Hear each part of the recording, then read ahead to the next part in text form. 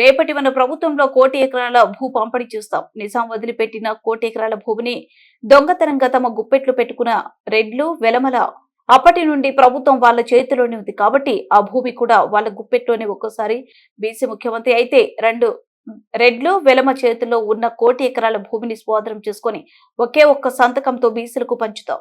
రెడ్డిల దగ్గర వెలుమోళ్ళ దగ్గర దాచిపెట్టబడ్డది ఆ భూమిని గుంజుకొచ్చి మనలోకి పంచే కార్యక్రమం చేస్తాం అన్నట్టు. 1 కోటి ఎకరాల భూమిని తెచ్చి మన సోదరులకు పంచేటువంటి కార్యక్రమమే తెలంగాణ రాజ్యాధికార పార్టీ చేస్తా ఉంది. చేద్దామా?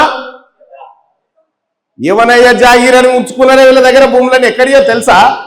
నిజాము ఒక కాగితం రాసి పెట్టిపోయిండు. 1949 ఆగస్టు 15 తారీఖు నాడు నిజాం కాగితం రాసిండు.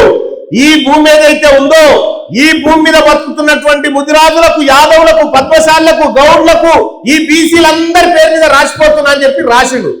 రాయంగానే కొండా వెంకట రంగారెడ్డి అనేటువంటిది ఒక దొంగ ఏం చేసిండు, ఆ కాగితాన్ని దాచిపెట్టిండు.